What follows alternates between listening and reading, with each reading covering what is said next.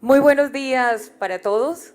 Sean bienvenidos al 11º Congreso Nacional Gestar Salud, la Asociación de Empresas Gestoras del Aseguramiento en Salud de Colombia.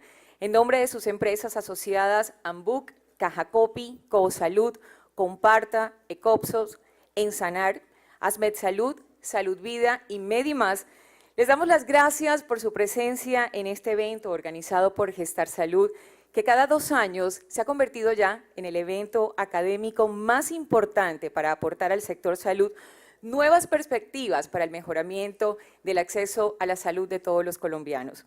Saludamos a quienes nos están acompañando en nuestra mesa principal, al doctor Jaime González, presidente de la Junta Directiva de Gestar Salud, la doctora Elisa Carolina Torrenegra, directora ejecutiva de Gestar Salud, la doctora Adriana Mesa, directora del Departamento Administrativo Distrital de Salud DADIS, y el doctor Rafael González, director ejecutivo de Organizaciones Solidarias. Soy Rosa María Corcho y será un gusto estarlos acompañando durante estos 2 días de congreso en los que estaremos inmersos en la salud como instrumento de paz. Vamos a estar enfocados en los aspectos fundamentales que desde el sector salud se den las articulaciones intra- e intersectoriales necesarias para lograr mejorar las condiciones de salud y bienestar de la población en la reconstrucción de un país en paz. Este gran evento no se ha podido realizar sin la participación de grandes empresas y es por eso que queremos darle un agradecimiento muy especial a nuestros expositores Diamante, Hospital de Boca Grande, Emsanar EPS, Clínica El Prado, Centro Hospitalario del Caribe, Clínica Plus, Clínica San Nicolás, Prevención Salud, Bayer, Ambuc EPS, Clínica Centro Meta, Sandinca, CEOSAM, Organizaciones Solidarias, Prevención Salud, Clínica Santo Tomás y Medimás EPS. A estas empresas les reiteramos nuestro agradecimiento por aceptar ser parte fundamental para lograr estar hoy aquí y que todos estemos conectados con el derecho a la salud y con el deseo que tenemos en Colombia de vivir en paz. Antes de dar apertura a este congreso, les invitamos a rendirle honor a nuestra patria y después rendirle honor a la ciudad de Cartagena. Los invito a colocarse de pie.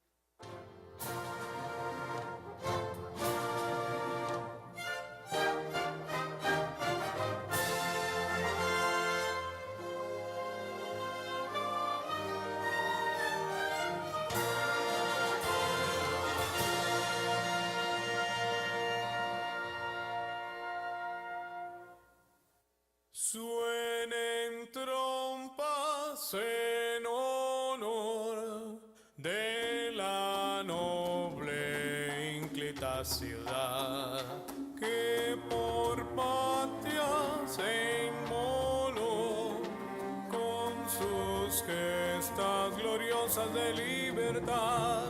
Suenen trompas en honor de la noble ínclita ciudad que por patria se inmoló con sus gestas gloriosas de libertad.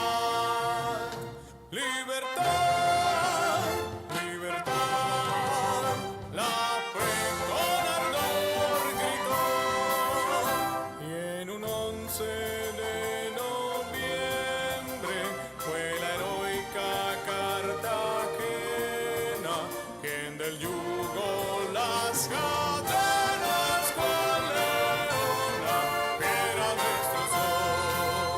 Libertad, libertad, la fe con ardor gritó, y en un 11 de noviembre fue la heroica Cartagena quien del yugo las cadenas con leona piedra destrozó.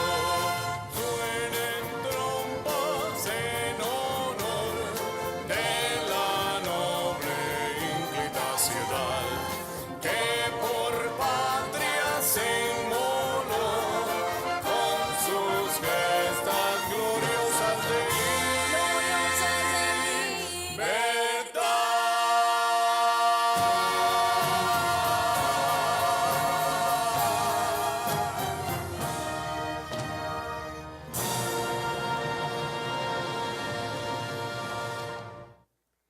Gracias.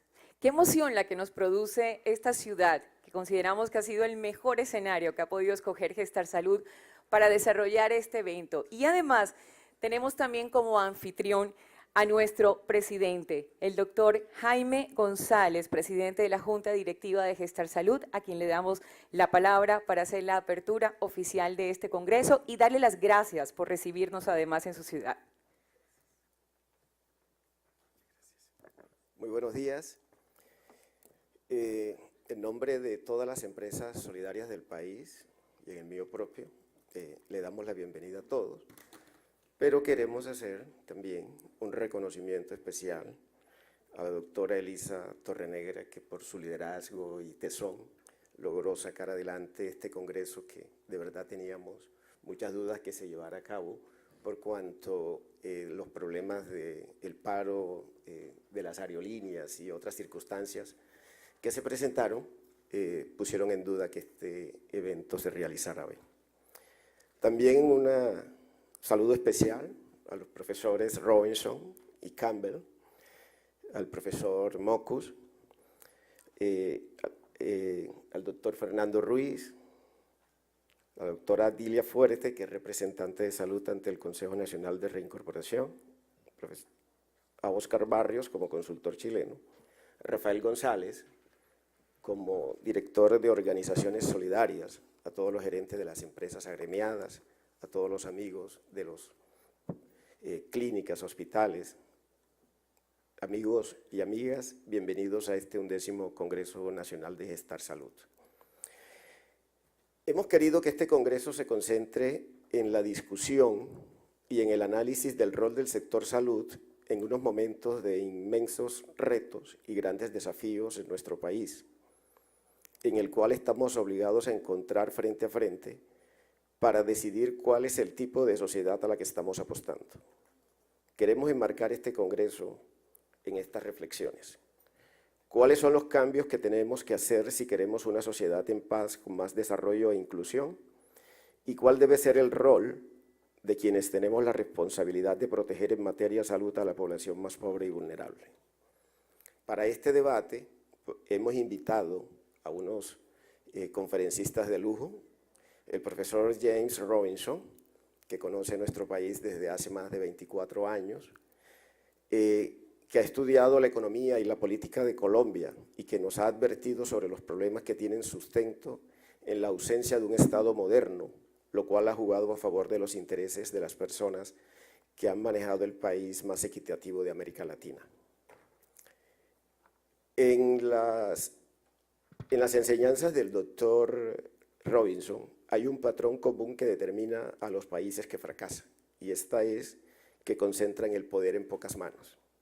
Estos países se caracterizan porque generan pobreza, porque limitan la libertad económica, porque socavan la equidad, la democracia, explotan los recursos de la sociedad para beneficio de unos pocos y redistribuyen la riqueza en monopolios. Todo lo contrario sucede en los países que prosperan. En estos países hay una desconcentración del poder y hay una amplia participación de la ciudadanía en la toma de decisiones. También hay un sector empresarial inclusivo, así como una redistribución de la riqueza. Hay una mejora o una mejor regulación económica y una mejor capacidad impositiva. También hay un gran incremento del gasto público, lo cual produce avances en materias sociales y estabilidad democrática. Un ciclo de políticas inclusivas, dice el doctor Robinson, conduce a estructuras económicas inclusivas, lo que permite un crecimiento sostenido de la economía y una reducción de la inequidad. También vamos a tener acá al doctor Paul Campbell, que nos viene a hablar de los sistemas de salud en el mundo. Doctor Campbell, que es profesor de la Universidad de Harvard y además de eso es consultor del gobierno norteamericano en la política de salud, viene trabajando también de hace varios años en la construcción de una masa crítica de líderes latinoamericanos con los cuales empiecen a desarrollar y a compartir experiencias sobre el sector de tal manera que se enfoque en la mejora de la calidad de estas organizaciones. El profesor Altanas Mockus, que posiblemente nos hablará también de la confianza en la división del trabajo. Frank Perr, que estará por videoconferencia, lo mismo que Rafael Pardo, Guillermo Murcia y Dilia Fuerte, nos acompañarán estos días en nuestras reflexiones sobre el papel que podríamos tener las empresas del régimen subsidiado en una sociedad que refuerce la democracia, las libertades y las oportunidades de desarrollo social y económico para todos. Para esto es importante tener en cuenta que la Organización Mundial de la Salud desde el 10 de julio del 2015 exhortó a todos los países a avanzar hacia una cobertura sanitaria universal. La Organización Mundial de la Salud, a partir de esta decisión, ha hecho recomendaciones para evitar que los pacientes paguen de su bolsillo los servicios de salud, en los países en los cuales las personas deben pagar de su bolsillo la atención médica. Los gastos sanitarios hacen que cada año 100 millones de personas engrosen las filas de la pobreza. Por ello hemos querido centrar este debate, el debate de este Congreso, en el país que puede ser posible. Queremos oír las reflexiones de quienes pueden ayudarnos a ver más allá del bosque. Hemos invitado a quienes creemos que están haciendo los mejores aportes y haciendo las mejores propuestas. Margaret Chan, directora general de la Organización Mundial de la Salud, dice que nadie debería correr el riesgo de ruina financiera por necesitar atención en salud y a nadie deberá negarse los servicios de salud por no poder pagarlos. De nuestra parte, desde el punto de vista de las empresas gestoras de salud y de todos los actores del sistema colombiano de salud, compartimos plenamente la postura de la Organización Mundial de la Salud acerca de la necesidad de contar con un sistema sanitario universal. Creemos que el país tiene el reto de movilizar más recursos públicos para la salud y para ello se ha venido proponiendo la inyección de estímulos fiscales para reducir el riesgo de quiebra generalizada en el sistema de salud colombiano, con la creación de una sociedad gestora de activos que recolecte aquellos activos problemáticos y al mismo tiempo también estamos empeñados como sector en garantizar que nuestras organizaciones utilicen los recursos de manera más eficaz y eficiente. Nosotros, como parte del sistema de salud, estamos en las zonas con mayor pobreza del país y en las regiones con los peores indicadores sociales y económicos. Cuando los acuerdos de paz suscritos hace exactamente un año en el Teatro Colón de Bogotá hablan de transformación integral del campo, creando condiciones de bienestar y buen vivir para la población rural, está hablando que las empresas de salud juegan un papel fundamental en esta misión. Es sustancialmente diferente tener una población sana cuando se goza de servicios públicos que cuando no cuenta con estos servicios públicos como agua y alcantarillado. Nos entusiasma, por tanto, el Plan Nacional de Salud Rural porque implica el fortalecimiento de la red pública en las zonas rurales y la priorización de recursos para vivienda y agua potable en estas zonas. El acuerdo también permitiría que en la práctica podamos llegar a una cobertura universal y que quienes se reintegraron a la sociedad tengan garantía de servicios de educación y salud con el compromiso del gobierno de garantizar su seguridad social en los primeros años. En el punto relacionado con las drogas ilícitas, retoma la idea de asumir el problema de la drogadicción como un problema de salud pública que requiere programas de prevención y atención integral del salud. En fin, el sistema de salud colombiano, que es una de las grandes innovaciones en el mundo y que es un gran aportante a la equidad y a la generación de capital social, requiere que el nuevo modelo de salud que ya entró en vigencia y que contempla estructuras como la integralidad de las redes y un nuevo rol en el aseguramiento y que considera ante todo la predicción y la compra inteligente de servicios, obliga a que las empresas también dediquemos un espacio para que conozcamos los retos en materia de este nuevo modelo. Por todo esto, los invito a que en estos 2 días busquemos las respuestas, hagamos las propuestas, aprendamos de estos conferencistas, estimulemos el debate, avancemos en las estrategias que nos permitan una cobertura sanitaria universal con un sistema de salud sólido centrado en la atención integral de la población más desprotegida.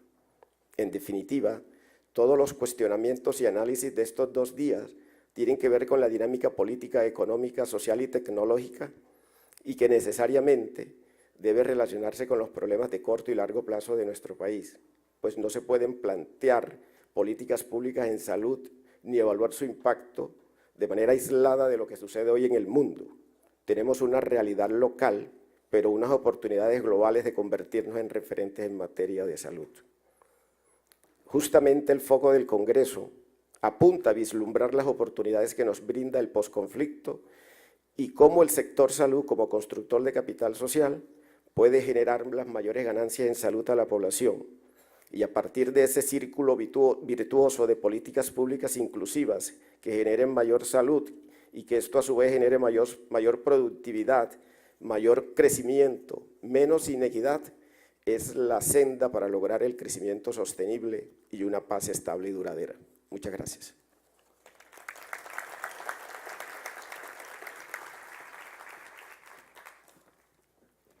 Muchas gracias a nuestro presidente de la Junta Directiva de Gestar Salud, el doctor Jaime González Montaño. Y le damos la palabra al doctor Rafael González, director de la Unidad Administrativa Especial de Organizaciones Solidarias. Gracias por acompañarnos.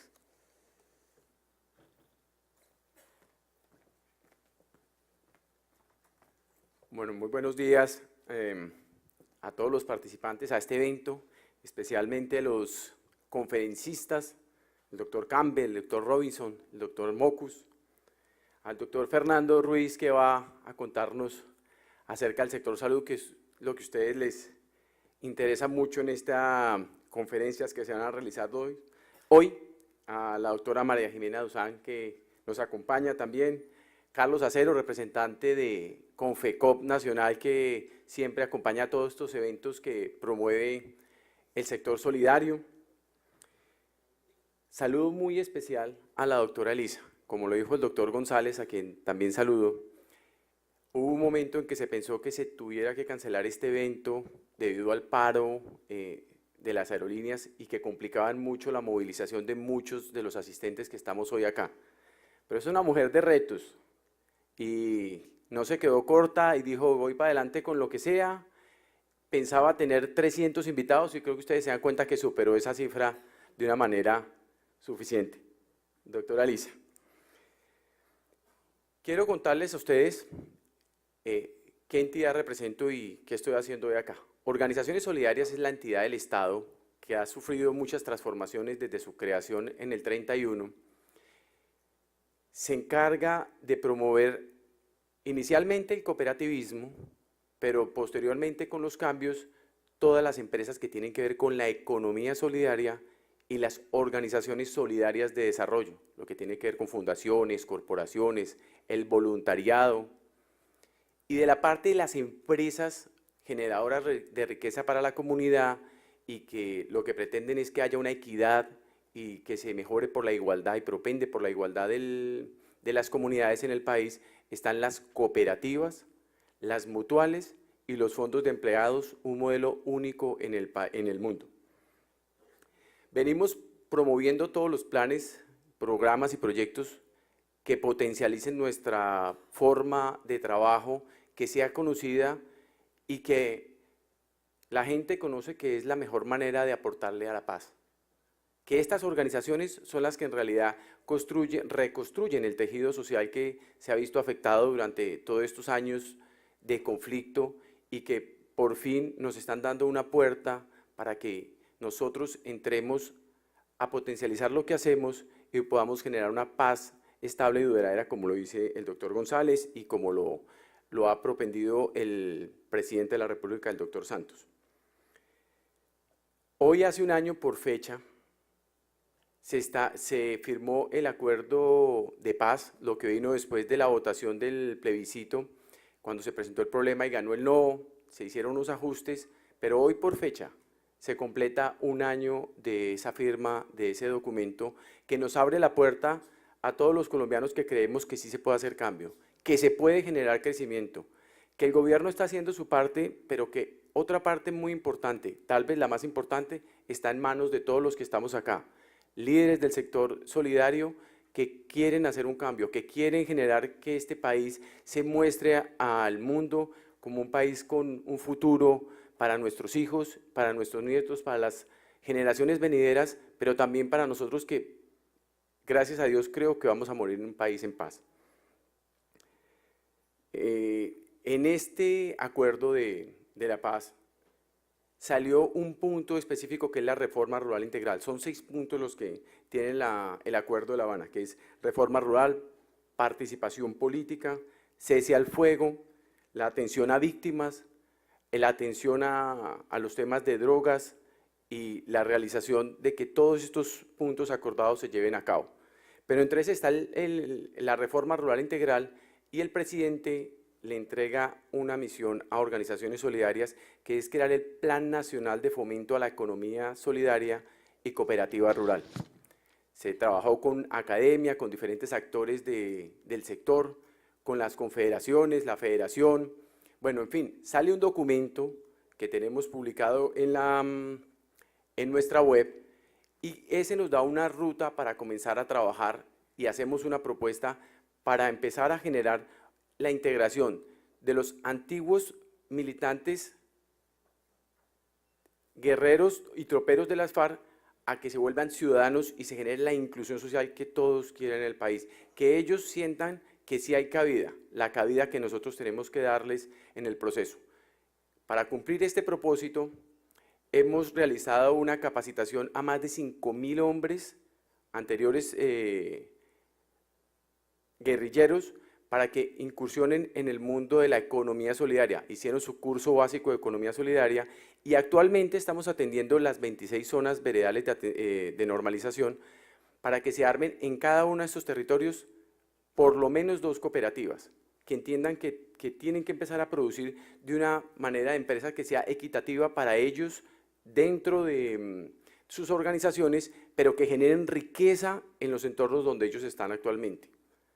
Se han presentado algunos inconvenientes, muchos de ellos tienen dudas y seguimos trabajando con el acompañamiento de administraciones locales, obviamente el gobierno nacional con la presencia de organizaciones solidarias, articulando con otras entidades del Estado como es el SENA, como es la Agencia de Tierras, la Agencia de Desarrollo Rural, otras organizaciones, entre las que está la Alta Consejería para el Postconflicto y la Alta Consejería para la Paz, para que se pueda empezar a generar los primeros núcleos empresariales con estas comunidades y se genere la integración que se pretende. Ese es el aporte que estamos dando a la fecha. Tenemos que tratar de procurar trabajar para que el sector rural, que ha estado tan abandonado, pueda volver a coger la potencia que se requiere. Para eso tenemos proyectos desde organizaciones solidarias como fortalecer las compras locales para que estas pequeñas comunidades que desarrollan proyectos productivos en sus regiones encuentren un lazo de comercialización, el cual el gobierno va a apoyar 100%, pero la empresa privada está comprometida en acompañarnos. Es un trabajo que tenemos que realizar todos. Se tienen que generar las sinergias necesarias para que la empresa privada, el gobierno y el sector solidario, tan importante, siendo un instrumento para la paz, se articulen y logremos generar que el país genere desarrollos y territorios solidarios donde todos tengamos la participación esperada. Les agradezco a todos por asistir acá. Espero que estas conferencias enriquezcan y llenen las expectativas que tenemos. Aprovechemos estos maestros que vienen a transferirnos sus conocimientos, saquemos de ellos lo mejor, contribuyamos al crecimiento de este país. Dios los bendiga y muchas gracias.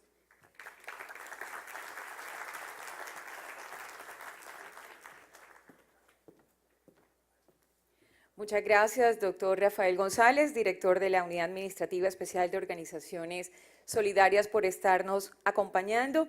Y le queremos dar las gracias a los miembros de la mesa principal por acompañarlos e invitarlos también a unirse a todo el panel para prepararnos para iniciar con nuestra agenda académica del día. Gracias por esta apertura oficial e instalación del Congreso, que, como decía el presidente de la Junta Directiva, serán 2 días de trabajo enfocados en el mejoramiento del sector salud y sobre todo el tema que todos los colombianos deseamos para nuestro país, y es la paz.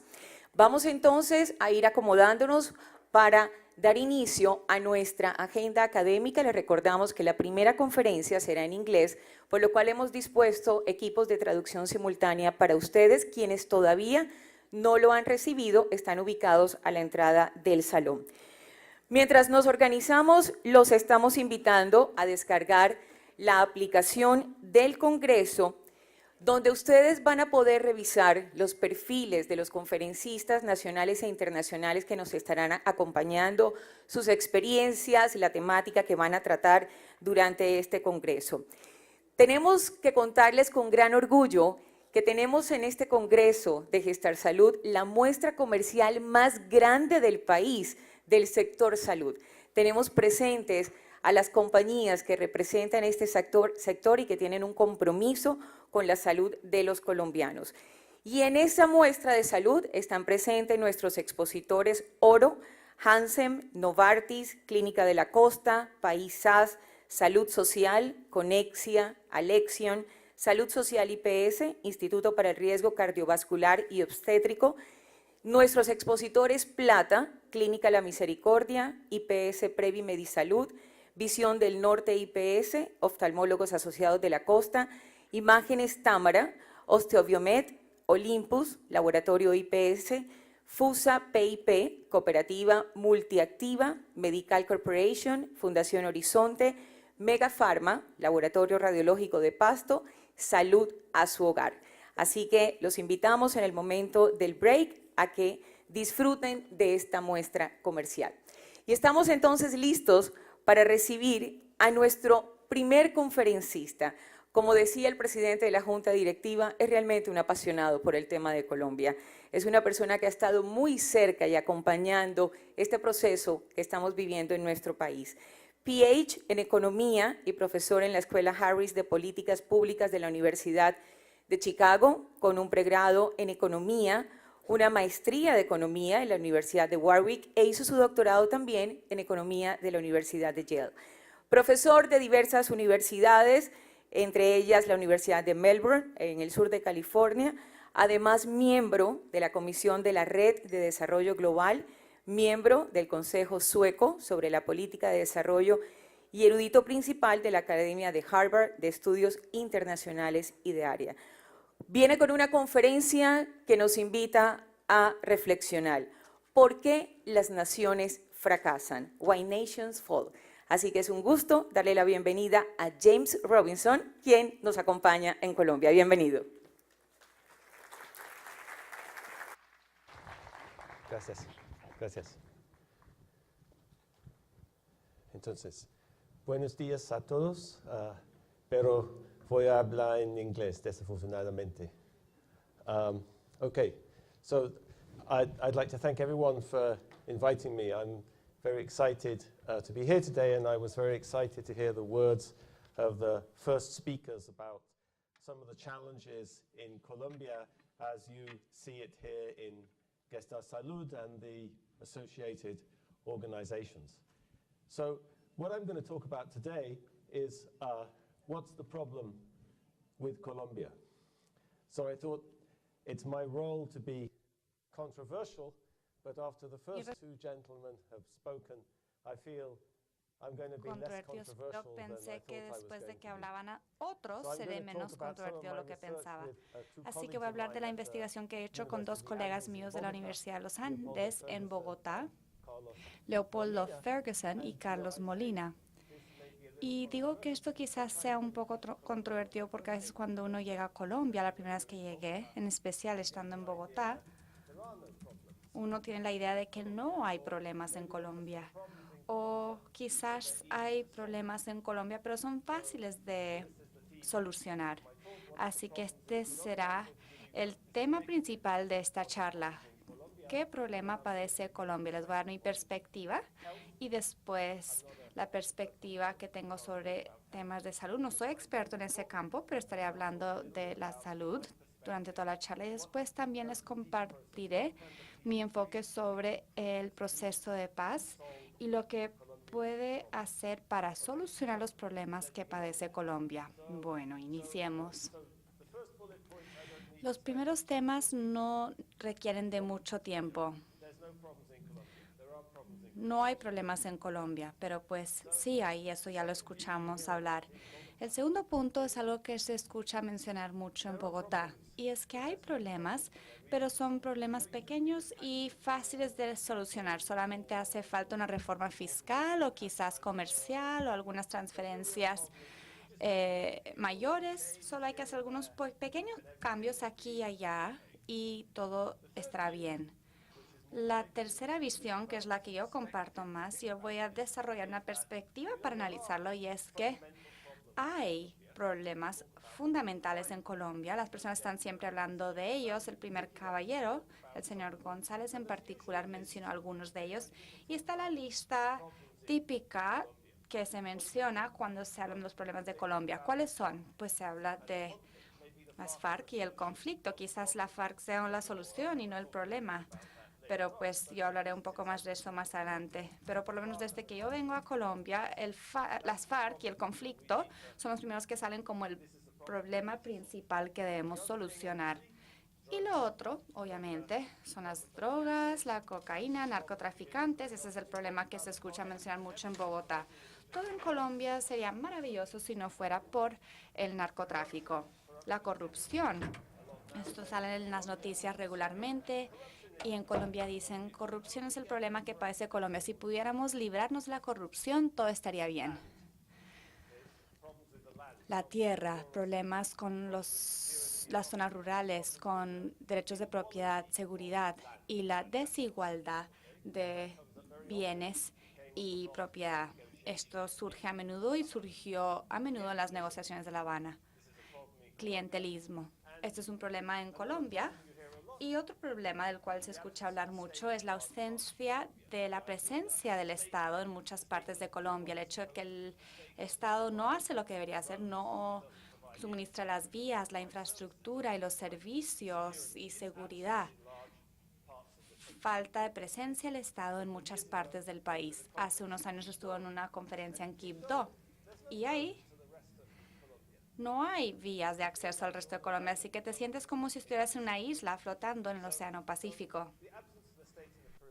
Así que la ausencia del Estado en la periferia del país. Estos son algunos de los aspectos que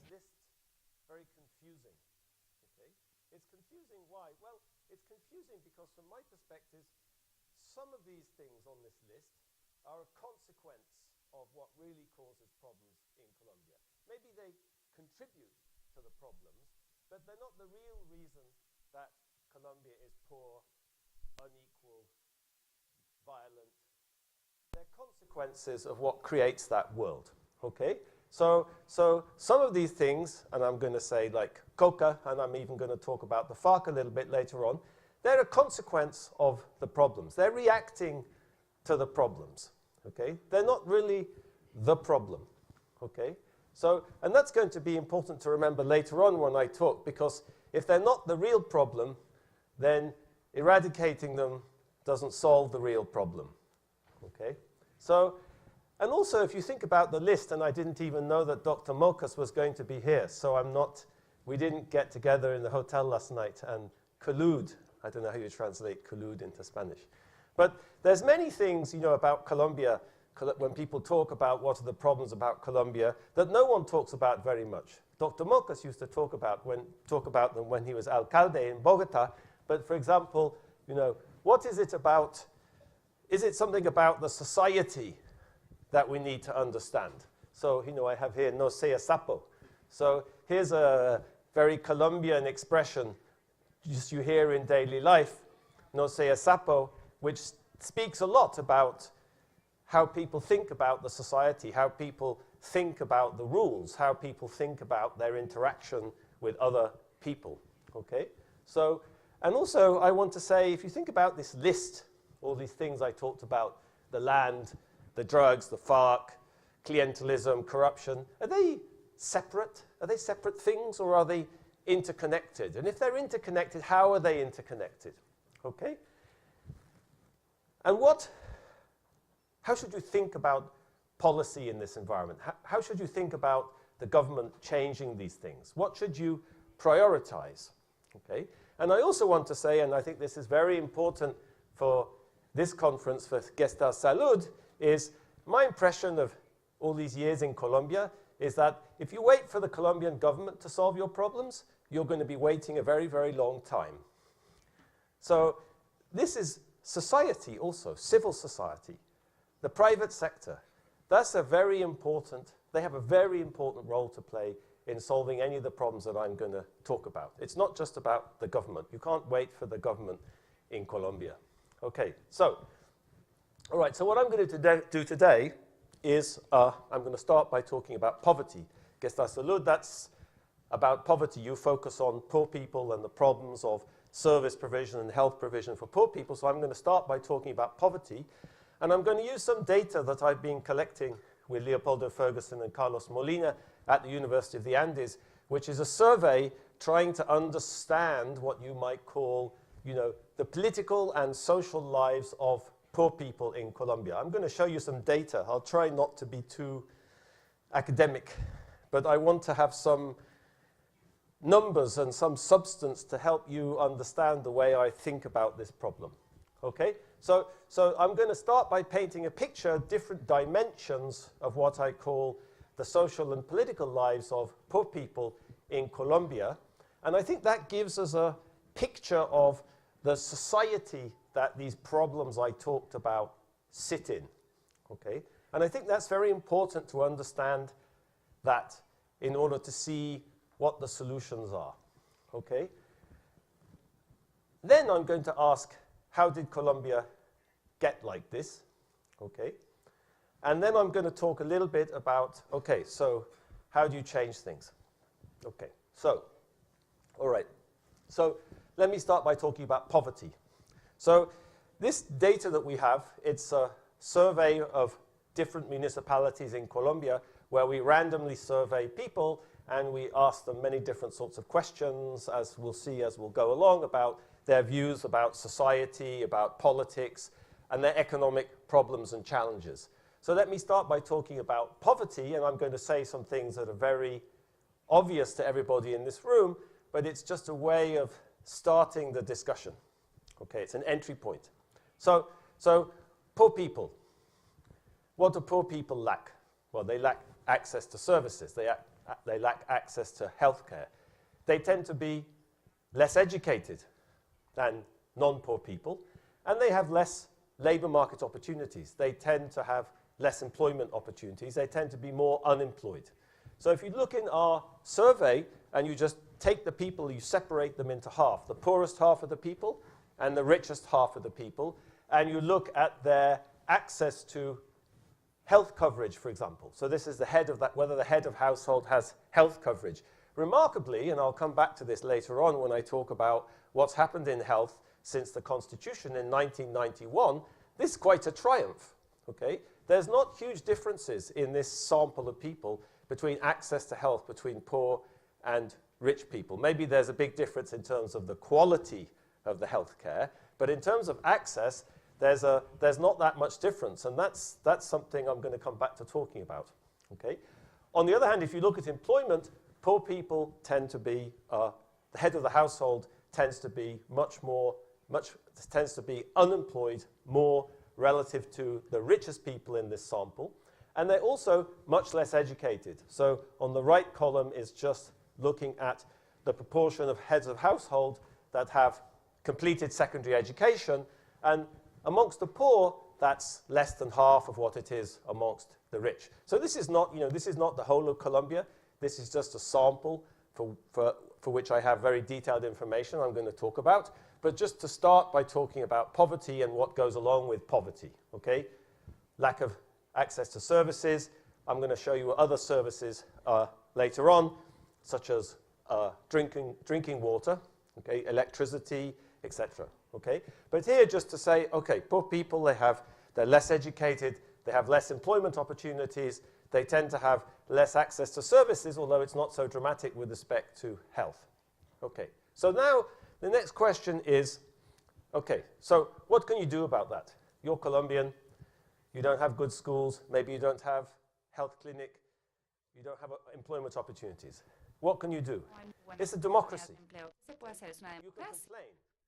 You can demand No puede exigir que el gobierno haga algo al respecto, que la o el derecho a votar, hay poder político. Así que lo primero que uno podría pensar es que pues se debería usar el poder para cambiar el sistema. Why doesn't that happen? Okay, so it ought to happen. Okay, and I think the obvious answer for why it doesn't happen is that many poor people in Colombia are locked into very clientelistic type of political relations. Okay, so why don't poor people use their power in a democracy to demand better public services? Well, one reason is politics is not about public services. Politics is about clientelism. It's about money or favors or jobs or contracts. It's about private goods in exchange for political support. Okay?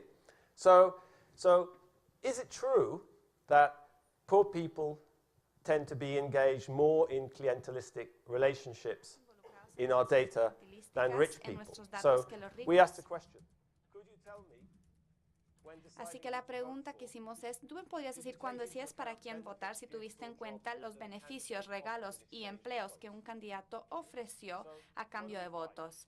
¿Y qué encontramos? Encontramos que...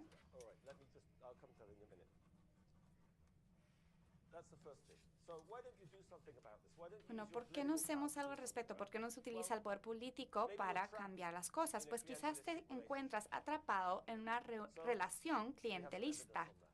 Tenemos evidencia en cuanto a esto. Y la segunda respuesta, cuando hablamos de este tema, cuando hablamos, bueno, ¿por qué no exigen cambio los pobres? ¿Por qué no aprovechan su influencia para cambiar el mundo en el cual viven? Pues el gobierno no tiene ingresos y quizás las personas están atrapados en relaciones clientelistas, no esperan recibir bienes públicos y no esperan que el gobierno haga algo, no esperan recibir servicios. Así que ¿para qué pagar impuestos si no se espera recibir servicios a cambio? Para los primeros 20 minutos de esta charla estaré dedicándole mucho tiempo a hablar de los pobres y voy a tratar de describir el mundo en el cual viven los pobres en Colombia de una forma muy simplificada. Pero los ricos viven en este mismo mundo. Yo aprendí una palabra en Spanglish, wéitete. Lo conocen esa palabra, wéitete. Así que ya llego ahí. No piensen que estoy culpándole a los pobres su situación atrapada en esta situación. No estoy echándole la culpa a nadie, sino que estoy buscando simplificar este mundo para que cuando hable de dónde viene este mundo estaré hablando mucho de la élite política en Colombia y a quién le interesa que Colombia esté y sea así. Bueno, Una visión podría ser, bueno, las personas no exigen servicios debido a que de eso no se trata la política. La política no tiene que ver con servicios, sino favores personales, clientelismo. Y quizás se puede decir, bueno, pueden exigir lo que quieran, pero el Estado no tiene los recursos necesarios para brindar servicios. ¿Por qué no se están recaudando impuestos? En especial no están recaudando impuestos de los más ricos. Si miramos, el 10% más rico de Colombia pagan una fracción menor de sus ingresos en impuestos que el porcentaje más pobre de Colombia. Así que la situación fiscal es bastante agresiva en Colombia. En general, los ricos no pagan tantos impuestos en Colombia, pero en este momento me voy a enfocar en el hecho de que los pobres no pagan impuestos. Aquí voy a medir clientelismo con esta pregunta de si las personas si les ofrecieron favores a cambio de su voto. Y voy a mencionar la evasión de impuestos con esta pregunta para ver cómo se pueden identificar las actitudes de Colombia en la vida cotidiana colombiana en cuanto a la evasión de impuestos o cómo ven el Estado. Y les hicimos esta pregunta. ¿Me podrías decir si generalmente aceptas comprar sin recibo para poder evitar el pago del IVA? Parece ser bastante común procurar evitar pagar IVA sobre transacciones realizadas. Y cuando uno hace eso, básicamente se están evadiendo los impuestos, aunque sea de una forma pequeña. Encontramos dos cosas interesantes. Del lado izquierdo tenemos,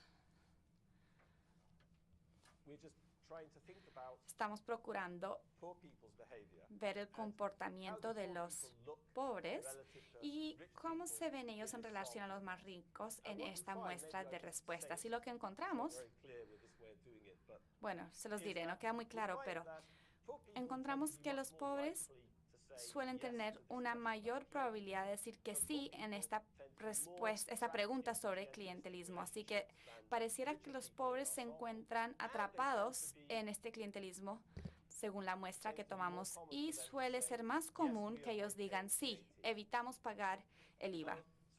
¿Vale?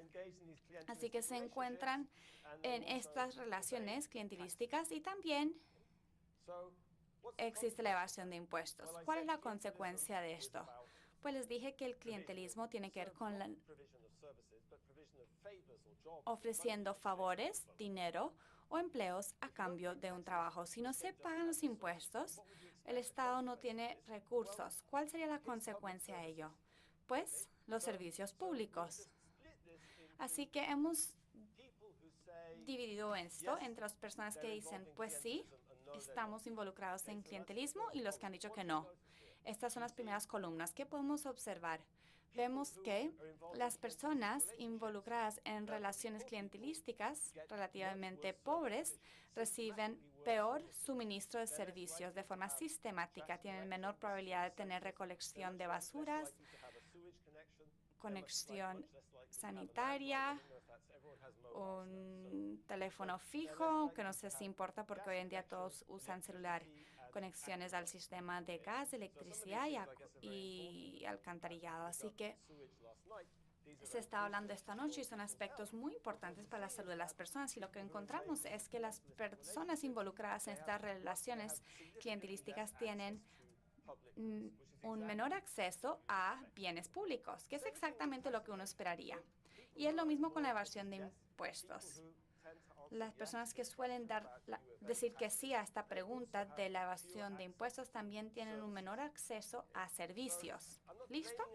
No estoy culpando a nadie para esta situación, sino procurando comprender la situación que enfrentan los pobres en este país y cómo lidian con esa situación. ¿Cómo se lidia con la pobreza? Uno procura construir relaciones personales con las personas y uno procura evadir los impuestos. ¿Por qué vas a pagar impuestos si no recibes nada a cambio? No esperas recibir nada a cambio. Así que es una característica muy natural y de esperar en esta situación. Así que pobreza, clientelismo, evasión de impuestos y la falta de servicios y bienes públicos.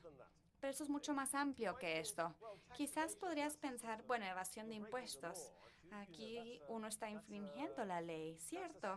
Y eso es un caso especial de algo mucho más amplio, que es la actitud hacia el gobierno, las reglas o ¿Cómo ves la legitimidad del gobierno y sus reglas?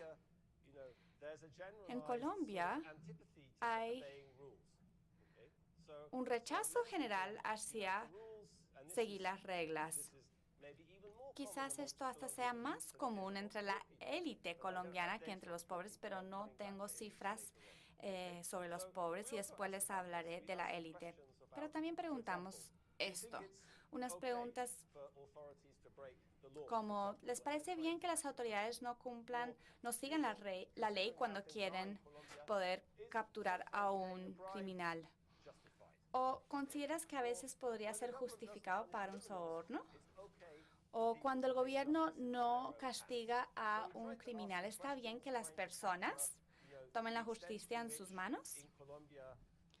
Para procurar comprender esta evasión de impuestos, que quizás sea simplemente un ejemplo más pequeño, una actitud más general en cuanto a no cumplir las reglas. Y la respuesta es que sí.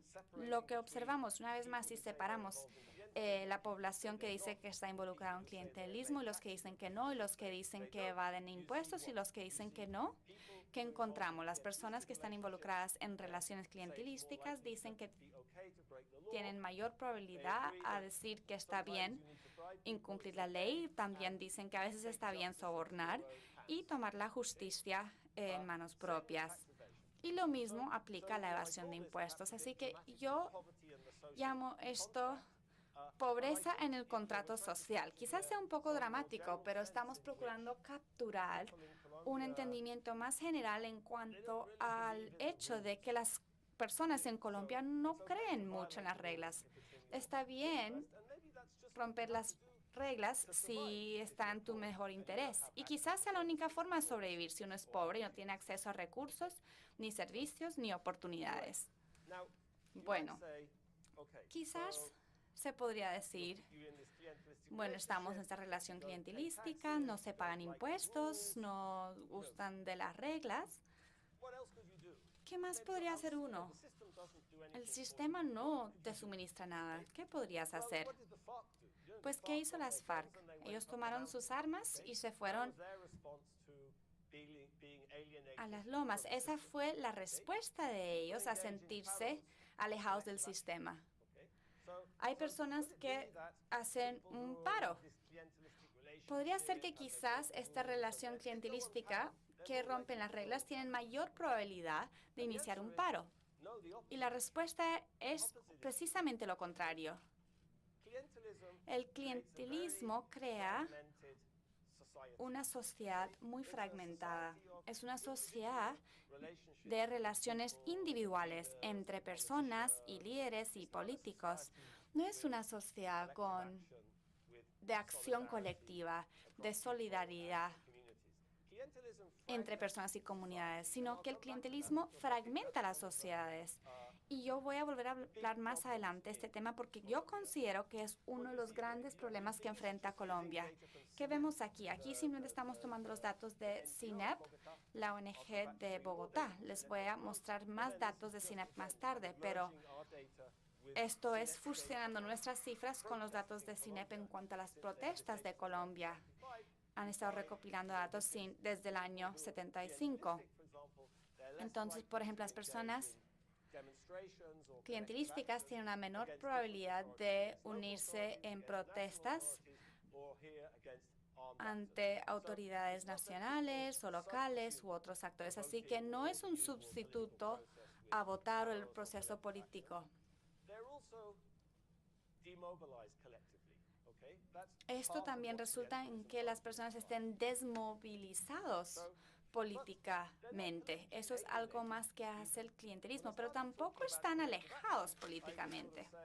Cuando hablé de la acción colectiva, dije, bueno, quizás políticamente están alejados, pueden acceder a un trabajo, un dinero, pero no pueden hacer mucho más por medio del sistema político. Quizás pueden darle la vuelta, así que quizás simplemente no quieren tener nada que ver con el sistema político. Bueno, lo opuesto es cierto. Le preguntamos a las personas, ¿tú tienes una ideología política? ¿Eres izquierdista, derechista. ¿Por qué partido votaste? ¿Te acuerdas del nombre del partido por el cual votaste? ¿O entraste en contacto con un político, un consejero, un alcalde?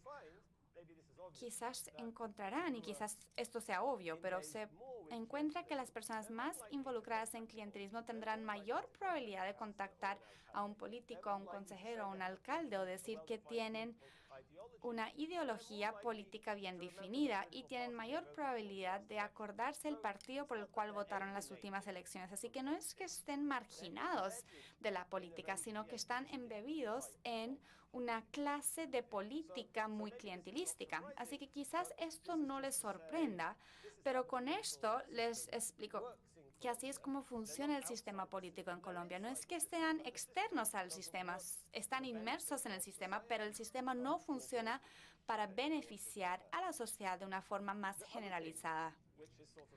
Lo otro que es sorprendente, quizás ahí estén pensando, bueno, pero uno realmente le pueda preguntar a la población estos temas. Yo le podría preguntar al doctor Mocus, ¿tú consideraste o tú decidiste para quién votar en base a si alguien te ofrecía un empleo, un favor, etcétera? O sea, que tú no podrías esperar que él vaya a responder de forma honesta. Bueno, sabemos que no fue así, pero tú podrías esperar que una persona del común responda con honestidad a esa pregunta. Si le preguntas a alguien, bueno, ¿procuraste evadir impuestos evitando pagar el IVA? ¿Esperas que las personas vayan a responder de forma honesta? Pues hay toda clase de técnica en las ciencias sociales para poder lidiar con esas preguntas más sensibles, preguntas que tienen una respuesta muy delicada y que uno no esperaría que las personas respondieran con honestidad. Así que utilizamos estas técnicas para hacer esas preguntas más sensibles. No sé si quieren entrar en detalles, pero la forma en la cual lo hacemos es que en vez de hacer una pregunta como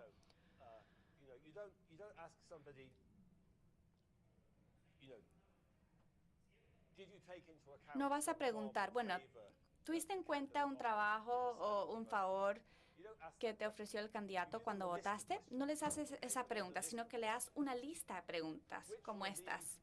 ¿Cuál de estas tuviste en cuenta al momento de tomar una decisión sobre cómo votar? Conversación con amigos, el partido de ese candidato, el plan gubernamental, la información que tenías sobre ese candidato, y incluyes en esa lista, pues aquí lo resumí, pero la compra de votos, pero tiene que ver con clientelismo. Así que no haces una pregunta específica, sino que incluyes esa pregunta en la lista y le das a algunas preguntas la lista con esa pregunta sensible, a otras personas la lista sin esa pregunta. Así que al lado derecho la lista está exactamente igual, solamente que no incluye la pregunta de clientelismo. Así que a algunas personas se les da la lista con la pregunta y a otros la lista sin la pregunta. Y después puedes utilizar una técnica estadística para poder identificar en promedio cuántas personas. Así que uno le pregunta a las personas, ¿con cuántos de estos elementos estás de acuerdo? ¿Con los 5 elementos, con 4 o con 3? Y lo mismo con la otra lista. Y puedes utilizar esta diferencia para poder estimar qué fracción de la población estuvo involucrada en clientelismo. Así que lo interesante, el resultado es que cuando se hace de esta forma, se obtiene exactamente la misma respuesta. ¿Qué significa esto? Significa que las personas, pues quizás todos ustedes saben esto, pero la gente habla gustosamente estos temas de la evasión de impuestos o del clientelismo. ¿Y a qué se debe eso? Porque así es como funcionan las cosas en Colombia. ¿Por qué se pensaría que eso está mal? Si es simplemente así como funciona el sistema. Así que eso es un aspecto que hemos detectado. Yo no sé si los valores normativos sea una forma correcta de expresarlo, pero lo que encontramos es que las personas contestan la pregunta sin ningún inconveniente. Permítanme resumir el argumento. Lo que he estado tratando de mostrarles aquí es que los pobres no son pobres por casualidad, sino que son pobres debido a que tienen menos oportunidades, menos acceso a servicios, a educación, al mercado laboral, a la educación. ¿A qué se debe esto? sea mala suerte. A veces es mala suerte, pero lo que se encuentra de forma sistemática es que se encuentran atrapados en una sociedad que no les suministra estas cosas. No están ahí los incentivos políticos, económicos, para poderles brindar estos servicios y ayudar a que las personas tengan acceso a trabajos, educación y que tengan movilidad social para ellos y sus hijos, que puedan escaparse de la trampa a la pobreza. Así que es una trampa a la pobreza, pero es una trampa muy política.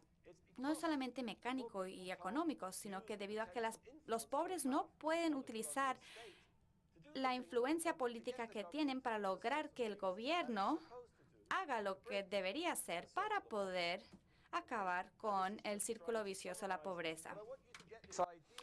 Pero yo creo que ustedes tengan esta idea de cómo se encajan estas piezas, cómo el clientelismo se integra a un estado débil, a una sociedad fragmentada, con las actitudes de las personas hacia las reglas. Pero todo se encuentra entrelazado desde mi punto de vista. Y obviamente también, como lo dije, como tenemos aquí al final, la gente no cree que tiene nada malo en actuar de esta manera. ¿Por qué pensarían así? Ok. Entonces, mi punto de vista es que si nosotros vemos este equilibrio, es una palabra que a todas las sociedades les gusta, el equilibrio. Si pensamos al respecto de cómo las cosas se entrelazan, cómo las cosas se integran, vemos que muchas de las cosas en Colombia que la gente cree que son el problema real son consecuencias de la manera en que la sociedad funciona de esta manera. Tomemos la coca. Ok, Venezuela encontró petróleo en Maracaibo, pero los colombianos no descubrieron coca en la sabana de Bogotá o quizás en Medellín, en Sabaneta.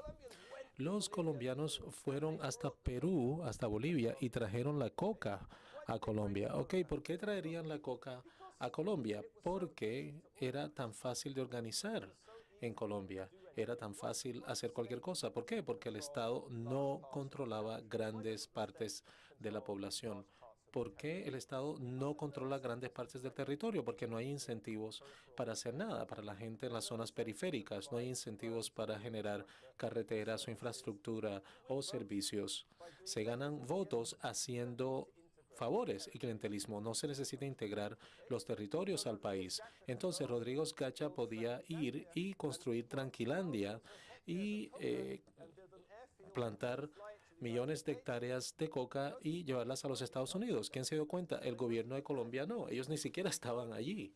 Entonces, este es el resultado de esta manera en que las cosas funcionan en Colombia. Eso aporta a los problemas. La coca genera dinero, de pronto prolonga el conflicto armado, se compran jueces, se patrocinan campañas presidenciales sin mencionar nombres de nadie, pero eso genera problemas. Pero si nos deshacemos de la coca mañana, los problemas todavía van a seguir.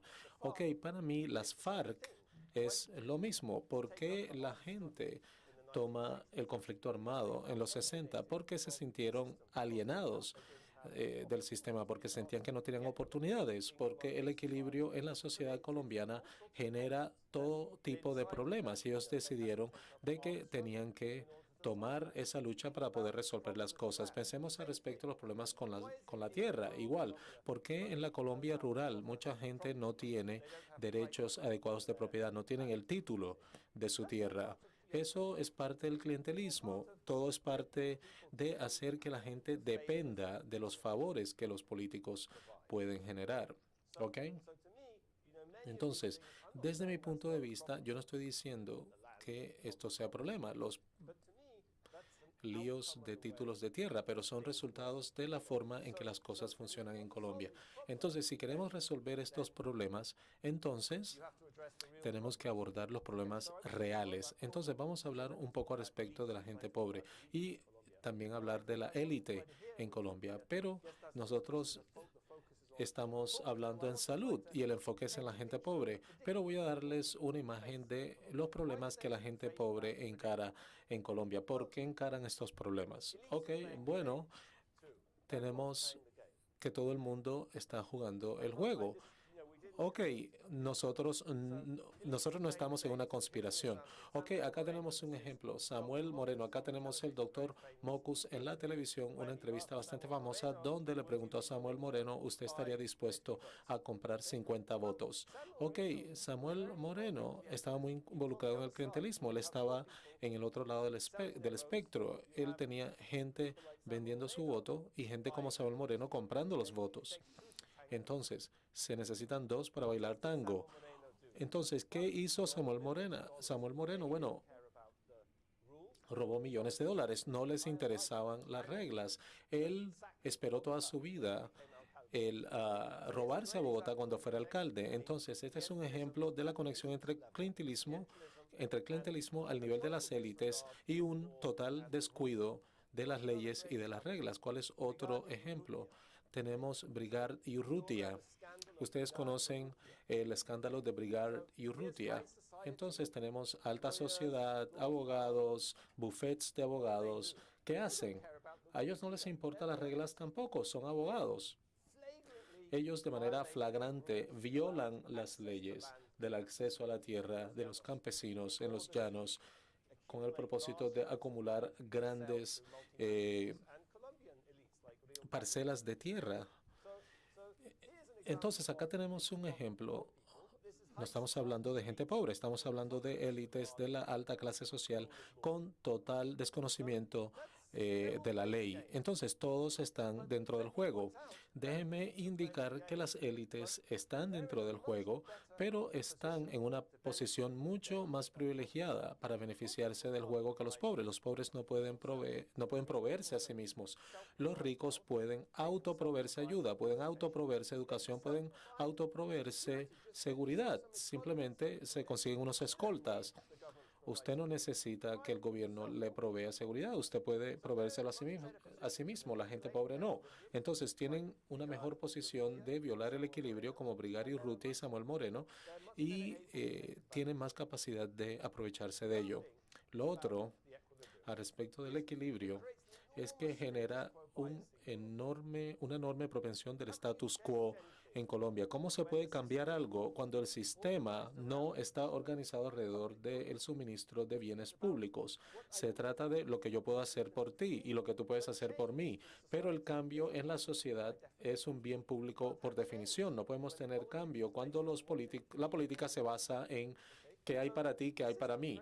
El sistema genera esta propensión enorme hacia el status quo. ¿Y quién hace esto? Las élites, la gente rica. El señor González habló respecto al nivel de desigualdad en este país. ¿Quién se beneficia de Brigard y Urrutia y de Río Paila? Se trata de élites colombianas. Entonces, este sistema genera una propensión enorme al status quo que es muy ventajoso para muchas personas en este país. Y para pensar en eso es muy interesante reflexionar respecto de las interrelaciones. Entonces voy a hacer mucho énfasis en las interrelaciones, cómo estas cosas se conectan. Pobreza, clientelismo, evasión de impuestos, actitudes hacia las leyes, la fragmentación de la sociedad. Ok. Tenemos que entender cómo estas cosas se interrelacionan. Déjeme darle un ejemplo de cómo la gente no entiende cómo se interrelacionan. Déjeme darles un ejemplo del presidente Santos que no entiende cómo se interrelacionan. Por un lado, el gobierno, aquí tenemos esto que es famoso. El tal paro agrario no existe, dice el presidente Santos. Él está en un estado de negación. ¿Paro? ¿Cuál paro? Presidente, ¿cuál presidente? Entonces, estas son gráficas de la revista Semana. Así que, ok, todo bien, el presidente Santos no quiere lidiar con los problemas, pero ¿qué tal esto? Cada vez que hay un paro, cada vez que hay una demostración, una protesta, el gobierno trata de fragmentar, trata de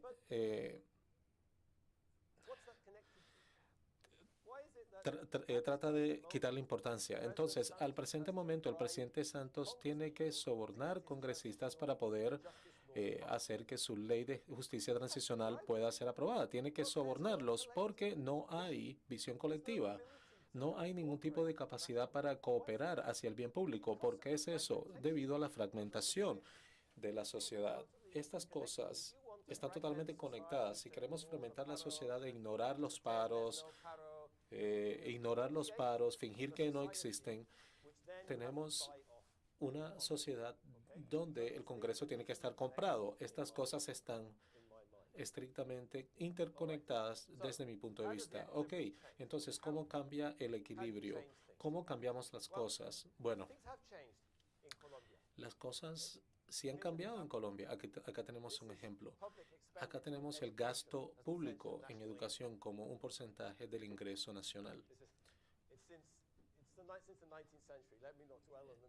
Estamos hablando desde el siglo XIX. Acá tenemos una línea, la primera línea, la línea punteada acá.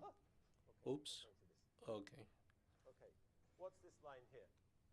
Ok, ¿cuál es esta línea que tenemos aquí? Es el final de la violencia. ¿Qué sucedió con el fin de la violencia? Hubo una enorme expansión en la educación, el suministro de la educación para los colombianos del común. Después de la Constitución del 91, la misma cosa. ¿Por qué? Bueno, después de la Constitución del 58, después del final de la violencia, ¿qué estaba sucediendo? Un caos enorme y toda la violencia que esa época generó conllevó a las élites a reformar el sistema, ¿ok? Entonces yo le llamo a esto daño colateral. ¿Y qué sucedió en 1991? Bueno, eso fue el daño colateral de Pablo Escobar y Carlos Castaño.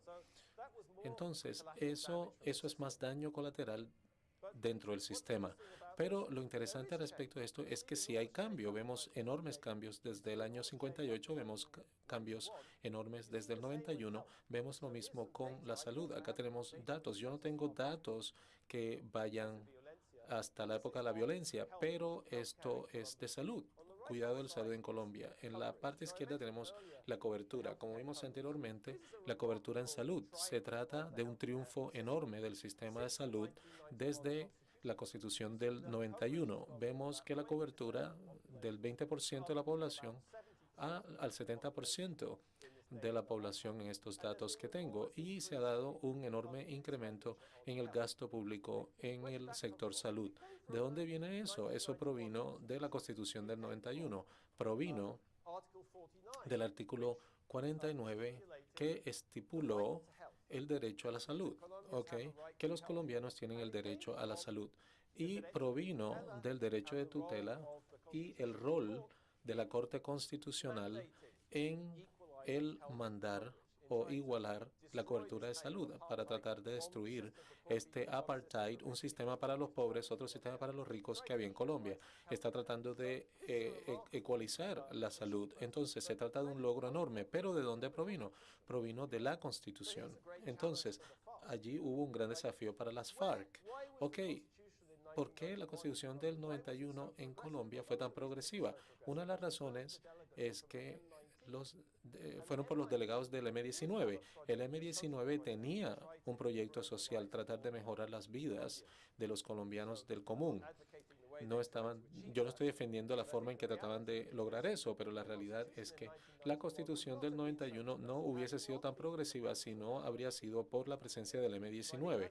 Entonces, se trata de un desafío para las FARC a futuro. Pueden ellos ser tan progresivos, pueden ser ellos así de progresivos, pero cual sea el caso, el mensaje principal es que sí, hubo grandes mejorías en los servicios de salud, pero si tratamos de mirar la historia de Colombia, lo que precipitó eso no fue la política regular, no se trató de algún liderazgo visionario de algún presidente, no, se trató de una crisis en el sistema, una crisis, y es la respuesta ante dicha crisis en el 58 y la respuesta de la crisis del 91 con el asesinato de Luis Carlos Galán y del candidato presidencial del M-19, Carlos Pizarro y Bernardo Jaramillo. Fue una crisis generada por Pablo Escobar, los Castaño, que generaron esta transformación en el sistema con la ayuda del M-19. Pero, sin embargo, esto es un gran logro para los colombianos del común. Y una de las cosas que es interesante reflexionar es cómo todo este éxito sucedió y cómo se puede reproducir este éxito y cómo se puede utilizar los instrumentos que generaron este éxito, tales como el derecho a la tutela. De hecho, mejoró las cosas, de hecho, mejoró este equilibrio al que me estoy refiriendo.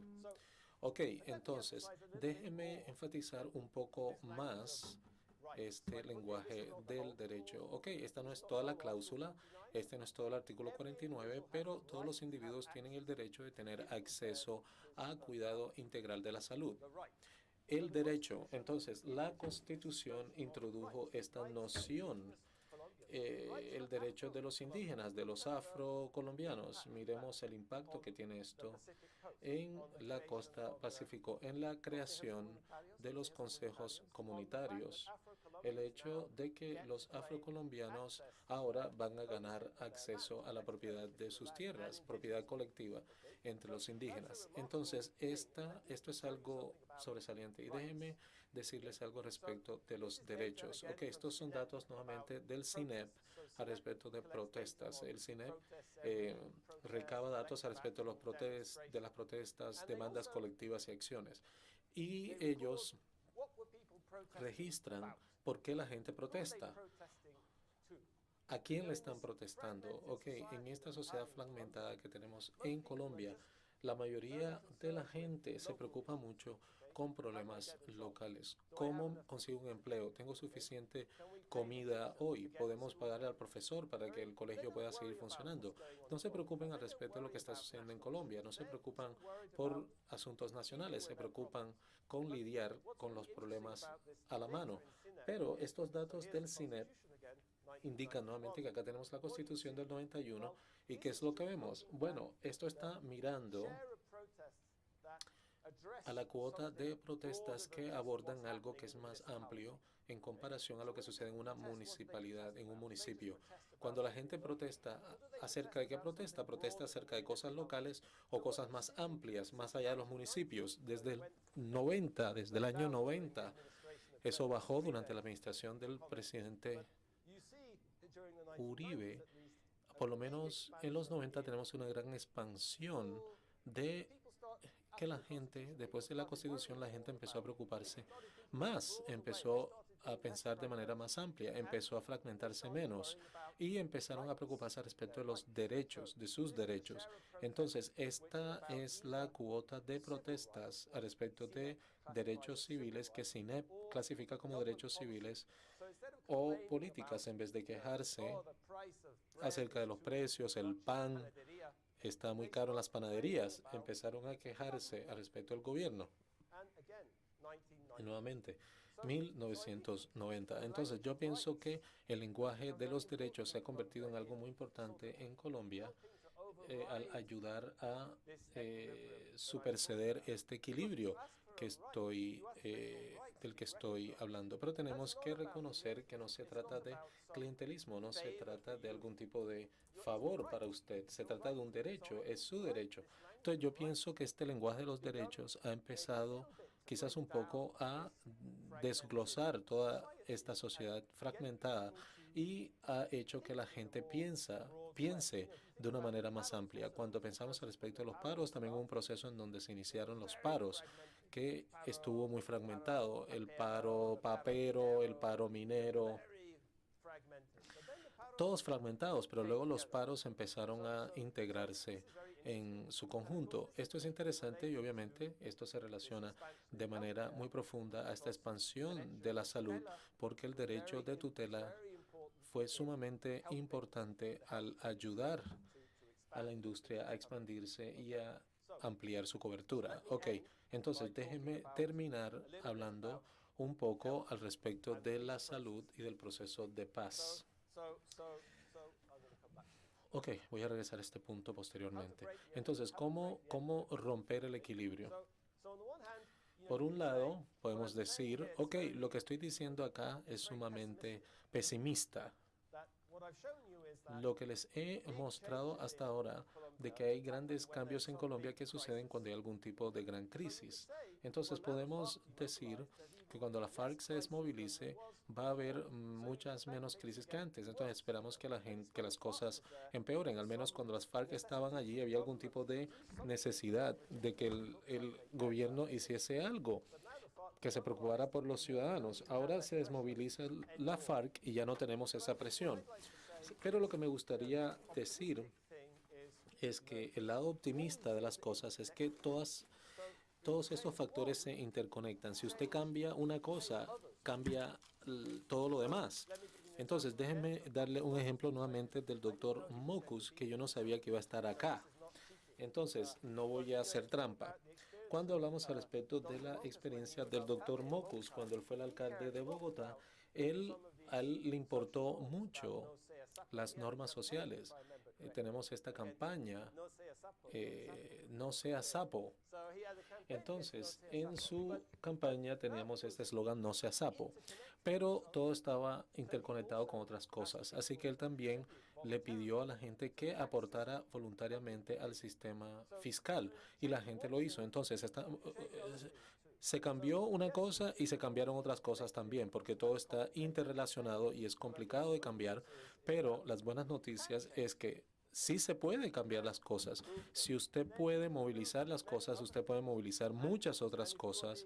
Y si usted está siendo optimista, muchas veces yo soy optimista, mi amigo Sergio Jaramillo, el alto comisionado para la paz, siempre me dice, usted tiene que ser más optimista, usted tiene que ser más optimista, más positivo. ¿Cuál es su problema con este país? Y podemos imaginarnos un proceso en donde llegamos a lo que los científicos sociales llaman el punto de quiebre. Si llegamos a un punto donde ciertas cosas pueden cambiar otras, podemos llegar a una mejor sociedad. Pero la pregunta hoy en día, o quizás la pregunta para toda la conferencia es, ¿cuál es el rol del proceso de paz? Desde mi perspectiva, esto es simplemente desde mi punto de vista, ¿cuál es el rol del proceso de paz? ¿Cuál es el rol de Gestar Salud y de la organización? ¿Cuál es el rol? Si yo pienso al respecto de esto y pregunto, ¿cuál es el rol de empujar este equilibrio y tratar de cambiar este equilibrio? Así que déjenme decirles algo respecto al proceso de paz. Yo creo que podemos decir que cómo se ve este equilibrio en diferentes partes de Colombia organizadas por las FARC. Yo no puedo decir si se va a ver mejor o peor sin tener la evidencia necesaria, pero podemos imaginarnos que en lugares controlados por las FARC, quizás podemos debatir esto con las FARC. Las FARC proveía servicios, resolución de conflictos, servicios judiciales. Tienen una infraestructura en algunas partes de Colombia, carreteras. Entonces, yo no sé lo suficiente en términos de cómo comparamos eso con los servicios suministrados por el gobierno colombiano, pero es fácil creer que la situación que estoy abordando sería peor en regiones controladas por las FARC. Estarían más desconectados con la sociedad, sería más difícil integrarlas con el resto de la sociedad. Han sufrido mucho más por la ausencia de servicios públicos y parece probable para mí que las FARC ha compensado eso. Entonces, esas son buenas noticias. Eso significa que la desmovilización de las FARC ha creado la posibilidad de mejorar la situación en estas áreas que controlan, ¿ok? Entonces, yo pienso que el empuje legítimo de lo que estoy diciendo es que este problema no fue creado por las FARC. Como arguyo, la FARC fue una consecuencia, fue parte del problema, no era la causa raíz del problema.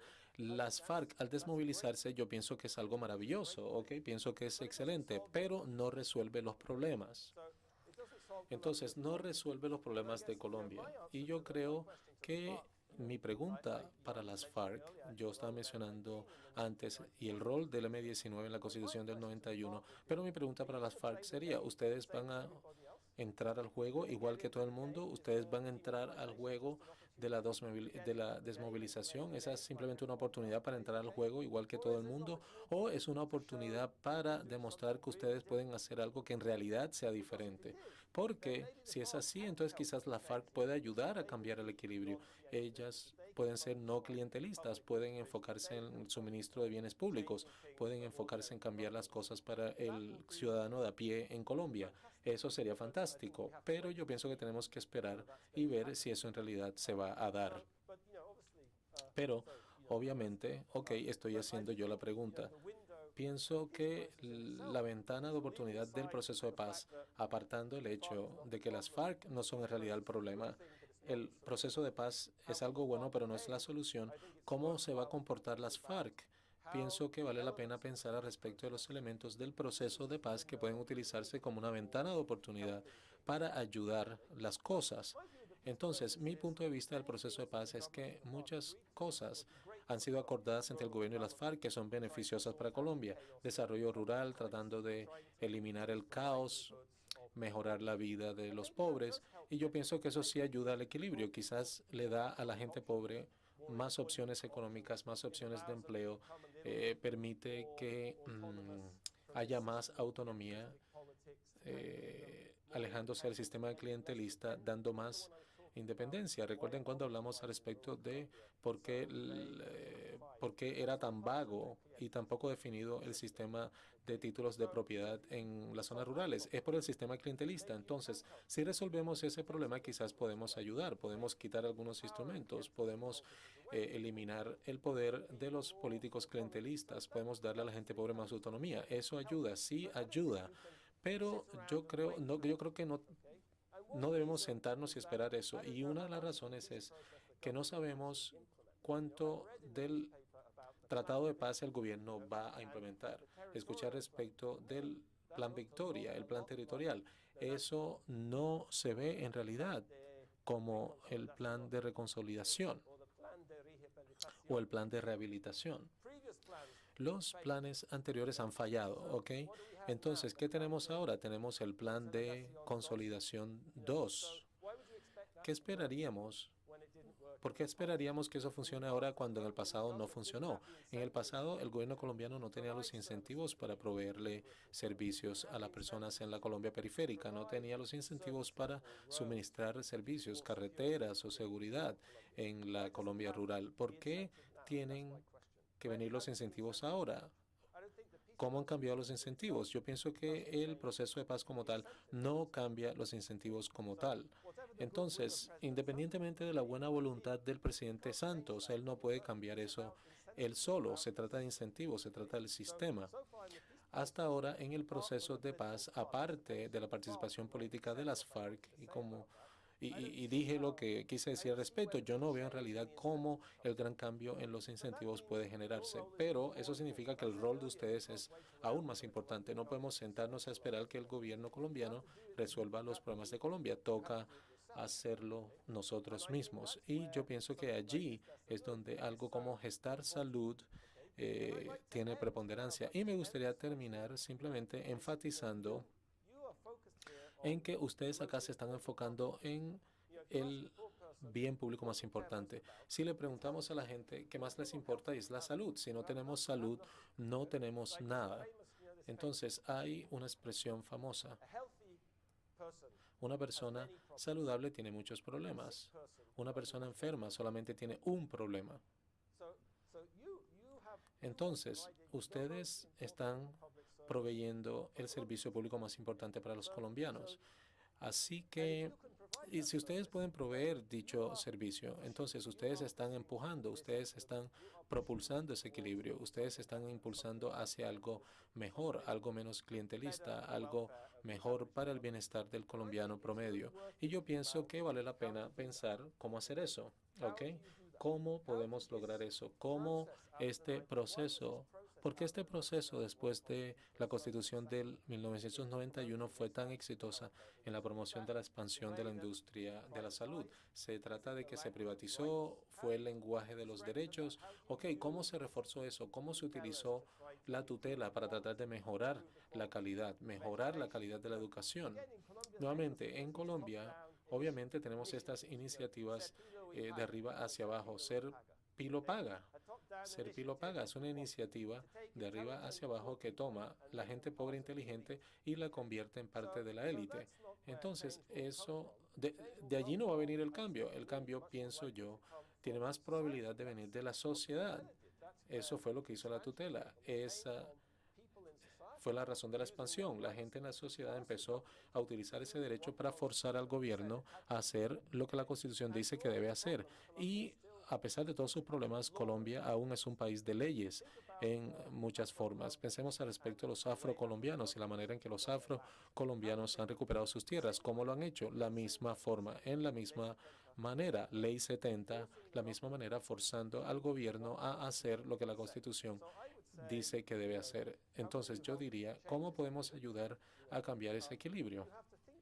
Toca pensar al respecto de cómo explotar todos los éxitos que ustedes han tenido en la industria de la salud desde la Constitución del 91 y cómo profundizar eso, cómo forzar ese cambio. Y termino enfatizando eso, porque cuando miro alrededor en Colombia, me parece que esa es una de las más grandes historias de éxito. La forma en que resolvemos los problemas es viendo que funcionó, viendo las historias de éxito y descifrar cómo funcionó eso y cómo podemos replicar eso o cómo podemos consolidar eso. Entonces yo pienso que esa es mi perspectiva. Ok, nada más. Gracias.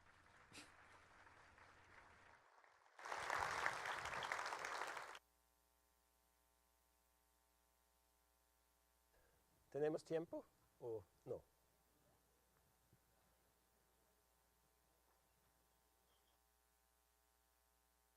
Estoy aquí por todo el día en la conferencia. Entonces, ¿ustedes tienen preguntas? Muchísimas a su gracias, servicio. además por esa generosidad de tiempo, y aprovechamos porque tenemos la aplicación del Congreso, donde ustedes los invitamos en el correo electrónico que recibieron. Ahí está la aplicación y hay un link para que ustedes hagan las preguntas a los conferencistas. Así que si la podemos comenzar a utilizar, pero efectivamente, como nos dice James, nos estará acompañando en el Congreso, así que aprovecharemos ese tiempo. Además que será maravilloso para que practique su español, que además es muy bueno, y nos complace que de verdad tenga tanto aprecio por nuestro país y nos esté aportando y nos esté acompañando en este proceso de paz. Muchas gracias y lo despedimos con un fuerte aplauso, pero nos seguiremos viendo aquí en el Congreso. Muchas gracias. Y bien, vamos entonces a disponer con nuestro personal logístico que nos ayude a acomodarnos para pasar a nuestro segundo punto o primer panel de nuestra agenda académica. Y de esa manera vamos a seguir dándole cumplimiento a toda la temática que se ha organizado en este 11º Congreso de Gestar Salud. Para optimizar el tiempo, durante este primer día, Gestar Salud les quiso ofrecer el coffee break directamente en sus puestos y de esa manera vamos aprovechando esta mañana de trabajo. Mientras hacemos las acomodaciones, queremos darle las gracias a nuestros expositores Diamante que están presentes en la muestra comercial, como son el Hospital de Boca Grande, EMSANAR EPS, Clínica El Prado, Centro Hospitalario del Caribe, Clínica Plus, Clínica San Nicolás, Prevención Salud, Bayer, Ambuc EPS, Clínica Centro Meta, Sandinca, CEOSAM, Organizaciones Solidarias, Prevención Salud, Clínica Santo Tomás y Medimás EPS.